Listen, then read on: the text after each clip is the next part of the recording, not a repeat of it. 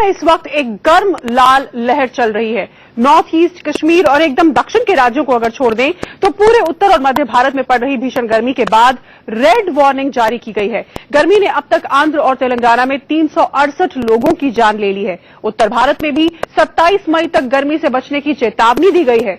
गर्मी के इस घातक असर से बचने के लिए आचार्य बालकृष्ण अचूक उपाय आपको बताएंगे, लेकिन पहले देखिए गर्मी की रेड वार्निंग का मतलब क्या है।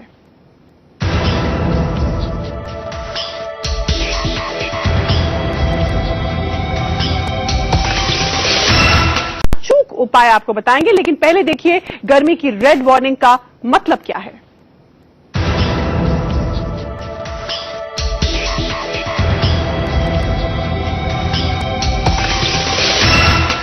दिल्ली दहक रही है। पारा 45 डिग्री को छू गया। अगले 3 से 4 दिन तक गर्मी का टॉर्चर जारी रहेगा।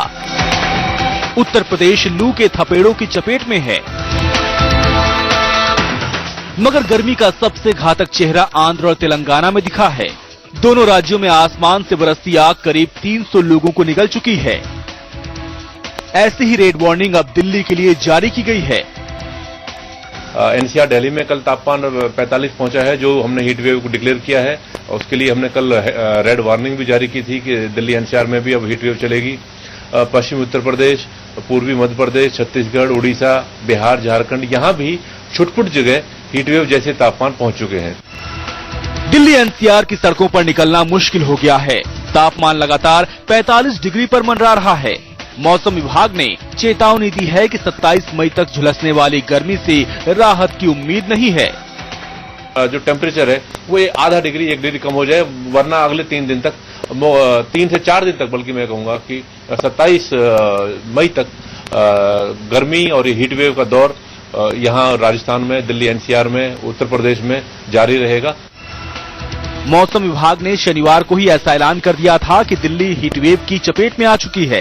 हालांकि उसके मुताबिक मई के महीने में ऐसा होना कोई हैरानी की बात नहीं है, लेकिन चिंता इस बात की है कि इस वक्त हवा में नमी बिल्कुल भी नहीं और ऐसी सूखी गर्मी आपको बीमार कर सकती है।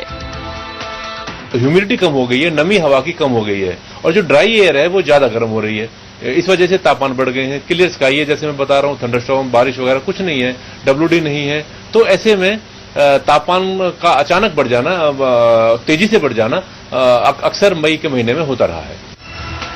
सूखे और गर्म हवा की थपेड़ों से अपने आप को कैसे बचाएं, इसके बेहद आसान और घरेलू उपाय बस कुछ ही देर में आचार्य बालकृष्ण आपको बताएंगे। लेकिन उससे पहले समझिए कि इस वक्त गर्मी की रेड वार्निंग आखिर क्यों जारी करनी पड़ी है।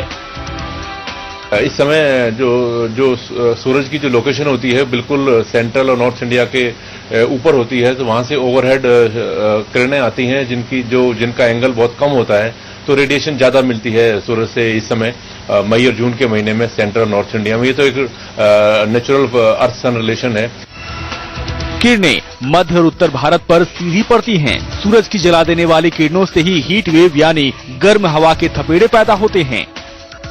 दिन का जो मैक्सिमम टेम्परेचर है, अगर वो 45 पहुंच जाए तो उसको हीट वेव बोलते हैं। लेकिन अगर 45 नहीं भी पहुंचा है और वो जितना होना चाहिए उससे 4 या 5 डिग्री ज्यादा हो गया है, मानो अगर पारा 43 भी है लेकिन वो नॉर्मल से 5 डिग्री ज्यादा है उस जगह के लिए, तो उसको भी हीट वेव बोल देते हैं। आपने आधे हिंदुस्तान पर गर्मी की रेड वार्निंग से जुड़ी तमाम बातों को जान और समझ लिया। अब आचार्य बालकृष्ण से समझिए कि इस गर्मी से आखिर कैसे बचा जाए। प्रतिभा सारस्वत के साथ ब्यूरो रिपोर्ट, इंडिया न्यूज।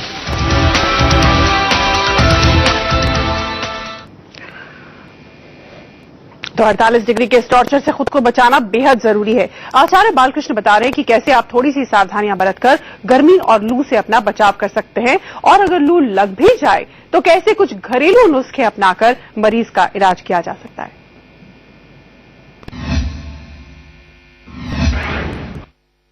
गर्मी से बचने के लिए आयुर्वेद के अनुसार हमको जब भी हम घर से बाहर निकलें, हम पानी पी करके ही घर से बाहर निकलें। ये बहुत ज्यादा जरूरी है। क्योंकि पानी पीकर के यदि हम घर से बाहर निकलते हैं तो उससे जो बाहर की जो गर्मी है उसका जो प्रभाव है शरीर पर कम होता है। दूसरा हमको ध्यान रखना है कि जब हम बाहर से घर में आते हैं या जहां कहीं हमको बहुत गर्मी में हम होते हैं, पसीना जब निकल रहा होता है, हमको तुरंत पानी नहीं पीना चाहिए। बहुत ज्यादा प्यास है तो 2-4 घूंट पानी पिए, नहीं तो हम प्रयास करें कि थोड़ा सा हमारा जो नॉर्मल टेम्परेचर में हम पहुंचे उसके बाद हम जल पिए। यदि इतना उपाय करेंगे तो गर्मी से काफी बचाव होने की संभावना रहेगी। दूसरा, जैसे भयानक गर्मी है तो हम लोग प्रयास करें कि अपने आहार में जैसे जो तीखे मिर्च, मसाले, गर्म चीज है, इनका सेवन न करें। चाहे वह सुबह, दोपहर, रात्रि के जो भोजन में हम तरल चीजों को ज्यादा ले लें, लिक्विड चीज हम ज्यादा ले लें, या भोजन के बाद में जैसे मट्ठा जो छाछ है उसका सेवन पर्याप्त मात्रा में करें, और जहां तक हो सके जैसे नींबू है, शिकंजी है, इसका हम सेवन करें। इस तरह के कुछ उपाय करने से हम बहुत ज्यादा इस गर्मी से बचाव कर सकते हैं। या बहुत ज्यादा लू की स्थिति बाहर निकलना पड़े तो आयुर्वेद के हिसाब से एक प्याज को भी यदि आप अपने जेब में भी रख करके चलते हैं तो उससे भी लू से बचने में उससे काफी हेल्प मिलता है। कच्चा प्याज बहुत ही लू के लिए लाभकारी है। जो प्याज का भोजन में सेवन करते हैं वो सलाद के रूप में कच्चे प्याज का सेवन भी करें, और ये देखा गया है कि लू से जो है प्याज, अब उसका जो साइंटिफिक जो रिसर्चेज है हमको करने की आवश्यकता है, पर इसको देखा गया है कि यदि आप प्याज रखते हैं तो वो प्याज रखने मात्र से भी आपको लू से बचाव करने में वो बहुत हेल्प करता है। यदि मान लीजिए कि फिर भी गर्मी बहुत ज्यादा लग रही है तो खीरे को काट करके हम उस खीरे को हाथ पैरों में, तलवे में थोड़ा धीरे धीरे यदि मसाज करें, उसको रगड़ें, तो उससे आप देखेंगे कि जो गर्मी है, वो शरीर की गर्मी उससे थोड़ी कम होनी शुरू हो जाती है। तो इस तरह के थोड़े छोटे छोटे उपायों को कर करके हम इस भयानक गर्मी से अपना बचाव कर सकते हैं। यदि हमको गरिष्ठ आहार लेना भी पड़े तो भरसक प्रयास करिए कि वह गरिष्ठ आहार लेकर के हमको गर्मी में बाहर निकलना ना पड़े। ऐसी स्थिति में ले लें, या थोड़ा सा प्रातः काल गर्मी से पहले ले लें। फिर भी गर्मी में गरिष्ठ आहार का निषेध किया गया है, क्योंकि शरीर में स्वतः ही टेम्परेचर की जो है बढ़ने की संभावना रहती है। जो उत्तेजक और गर्म आहार लेने से वो बढ़ने की संभावना ज्यादा बढ़ जाती है। और जो मिर्च मसाले होते हैं वह शीतकाल में तो लाभकारी है, गर्मी में वो बहुत नुकसान देते हैं। इसीलिए हल्का भोजन, सादा भोजन, कम मिर्च मसाले का भोजन, बिना हुआ तला हुआ भोजन, यह तो भोजन के संदर्भ में है। और तरल पदार्थों का अधिक सेवन यह बहुत जरूरी है गर्मी में। वस्त्र भी सूती कपड़ों का परिधान, और उसमें भी थोड़े से ढीले कपड़े, सूती कपड़े, ढीले कपड़े का परिधान, ये सब विधान है। और इत्र आदि में भी, जो सुगंधित द्रव्यों में भी जो हल्के सुगंधित द्रव्य हैं, बहुत ज्यादा तीक्ष्ण द्रव्य का हमको शरीर में नहीं लगाना चाहिए, इत्र सेंट आदि, तो उससे भी गर्मी में लाभ पहुंचता है कि हम थोड़े से कम भीनी भीनी जो हल्की खुशबू वाली चीजों को हम शरीर में लगाते हैं। या चंदन आदि का लेप भी प्राचीन काल में है, आयुर्वेद में वर्णन है गर्मी से बचने के लिए। या अभी जैसे मान लीजिए कि हम कपूर या चंदन को मिला करके थोड़ा सा उसका लेप करते हैं, या नहाने से पहले 1-2 बूंद कोई भी ऐसा खुशबू जो चंदन आदि या दूसरे इस तरह के नेचुरल जो इत्र है उसको पानी में डाल के यदि हम स्नान करते हैं, तो उन सब चीजों से जो है हमको निश्चित रूप से गर्मी से बचने में उससे सहयोग मिलेगा। पानी में जैसे पुदीने का पानी डाला, जलजीरा डाला हुआ पानी है, या आजकल जैसे कच्चे आमियों का सीजन है, हम कच्चे आम को उसको भून करके, पन्ना जिसको बोलते हैं, पन्ने का सेवन करें, तो इन सब से हम गर्मी से बच सकते हैं। लू लगने के लक्षण दिखाई देते ही सबसे पहले गीले कपड़ों का लेप, जैसे कपड़ा गीला कर करके उस शरीर में यदि पट्टी रखें सिर पर, और शरीर को भी लपेटना पड़े तो शरीर को लपेट लें, तो शरीर गीले कपड़ों से लपेट देने से लू का जो एकदम तत्काल जो राहत है उससे राहत मिल जाएगा।